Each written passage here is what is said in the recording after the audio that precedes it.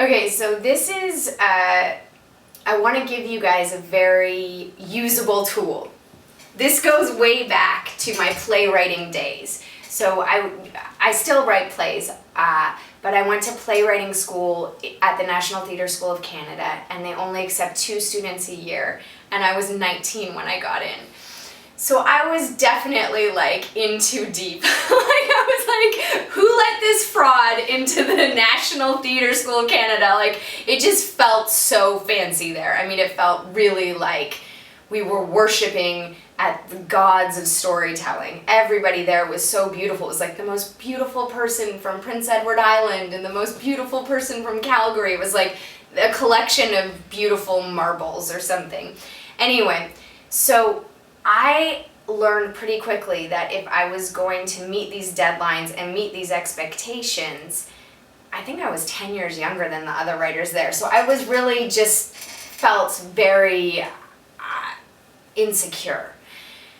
So I decided I was going to come up with different tricks that I could use to always deliver, which is great too if you're writing comedy. I found these tools really help for writing sketch comedy, but these are really like if you're watching this and are in trouble with your script. This is your break in case of emergency package coming to you live from a 19-year-old playwright who used to smoke too many cigarettes and listen to Leonard Cohen too much. So pay attention to the source, but hopefully this will help. So 2 tricks. The first was if I was blocked in a scene, I would take water bottles, cut off the head of the water bottle, and make it like a little pot.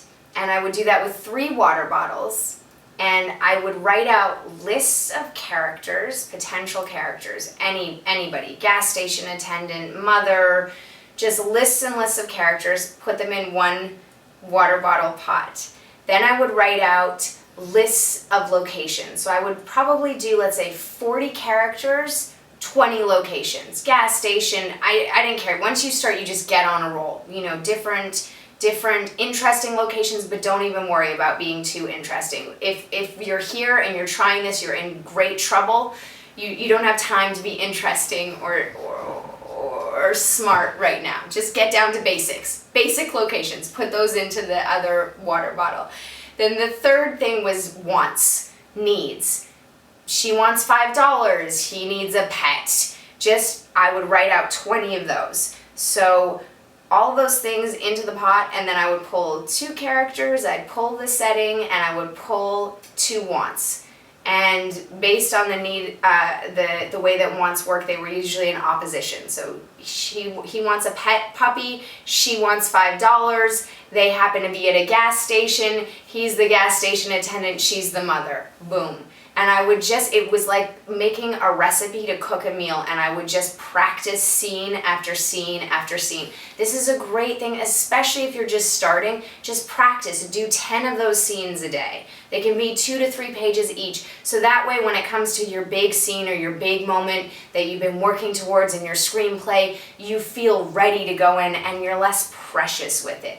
But those are the basic recipes of a scene: character, setting, conflict. Boom, boom, boom. Okay, that's tip number 1. Tip number 2. I'm giving you 2 because I sense your great trouble, the great trouble you're in today. Tip number 2 is, this is again a dialogue writing tip. So the first one is it's more almost like improvisation. You know, when you go to UCB or the Groundlings, give us a location. You call those things out. That's basically what the water bottle, it's what I call the water bottle trick is. The second thing is actually, I think, amazing. I did come up with it, but I think it's amazing for getting to good dialogue, okay? We've worked a lot on images. This is about words. Character 1 says something. I want to go to the store. Character 2 responds. It's too late in the day to go to the store. There's your first interchange of the scene.